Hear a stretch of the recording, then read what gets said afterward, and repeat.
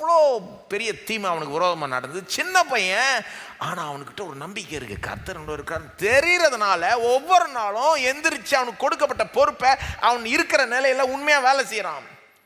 அவன் செய்கிறான், வாய்க்குது. அதுவும் அவனுக்கு கன்ஃபார்ம் பண்ணது, கர்த்தர் இருக்கிறார் பாரு. இதை செய்கிறான், வாய்க்குது. அதை செய்கிறான், வாய்க்குது. இது எல்லாரும் பார்க்குறாங்க, எல்லாருக்கும் தெரியுது இவன் ரொம்ப ஸ்பெஷல், இவன் செய்கிறதெல்லாம் வாய்க்குதுன்னு அவனுக்கு ப்ரொமோஷனாக கிடைக்குது. நல்லா போய்கிட்டு இருக்கு. அப்புறம் அந்த போத்திபாரனுடைய மனைவி வந்து அவன் மேலே கண்ணு வைக்கிறாள். அவனை ஆசைப்பட்டு அவனை கவர்ந்து இழுக்க பார்க்குறாள். ஆனால் அவன் வந்து முடியாதுன்றான். அது முடியாதுன்னு சொல்கிறப்ப கூட எப்படி சொல்கிறான்? கர்த்தருக்கு விரோதமாக நான் இதை எப்படி செய்வேன், இந்த துரோகத்தை எப்படி? சொல்கிற வார்த்தைகள் ரொம்ப ஆச்சரியமாக இருக்குது. சிலர்லாம் அவனுடைய ஸ்தானத்தில் கர்த்தர் மேலேயே வெறுப்படைஞ்சு கசப்படைஞ்சிருக்கலாம். என்ன கர்த்தர் இப்படி ஆயிடுச்சு, எனக்கு சொந்த அண்ணனுங்களே என்னை இப்படி விற்று, யாருமே இல்லை எனக்கு, நான் எதுக்கு கர்த்தருக்காக வாழணும் அப்படின்னு. அவன் அப்படி இல்லையே.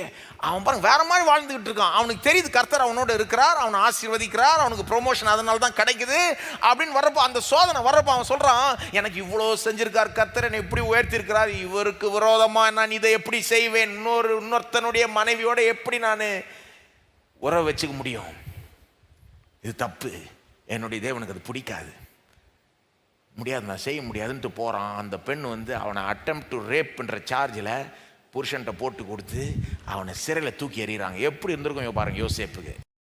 கர்த்தருக்காக வாழ்கிறான், உண்மையாக வேலை செய்கிறான், ஒவ்வொரு நாளும் எந்திரிச்சு செய்கிறான், ப்ரொமோஷன் கிடைக்குது, கர்த்தருக்காக ஒரு ஸ்டாண்ட் எடுக்கிறான். நான் பாவம் செய்ய மாட்டேன், நீதியை செய்வேன், கர்த்தருக்கு பிடிச்சபடி தான் நான் இருப்பேன் அப்படின்னு ஸ்டாண்ட் எடுத்ததுக்காக ஜெயிலு.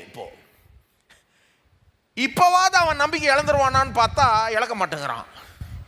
எப்போவாது நிறைய பேர் எப்படி நினைப்பாங்க, அப்பா கர்த்தருக்காக நான் எப்படி செஞ்சேன், ஸ்டாண்ட் எடுத்தேன் பாரு என்ன ஆயிடுச்சு, இனிமேல் நான் கர்த்தராவது இதாவது நான் எப்படி வாழ விரும்புகிறேன் நான் வாழ்ந்துக்கிறேன் அப்படின்னு போயிருக்கலாம். ஆனால் அவன் போல என்னமோ தெரில, அவனுக்குள்ளே வந்து ஒரு டோன்ட் கிவ் அப் ஆட்டிடியூட் இருக்குது.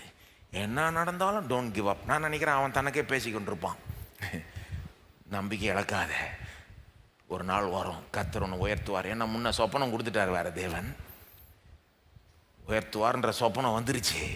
அது ஒரு நாள் அவனுக்கு பாருங்க, தேவனுடைய வாக்கின் மேலே, தேவன் கொடுத்துருக்கிற வசனத்தின் மேலே ஒரு நம்பிக்கை. என்ன நடந்தாலும் நம்பிக்கை இழக்க தேவையில்ல, தேவன் இருக்கிறார், தேவன் வாக்கு கொடுத்துட்டாரு, நடக்க வேண்டிய நேரத்தில் நடக்கும் அப்படின்ட்டு சிறையிலையும் உண்மையாக வேலை செய்கிறான்.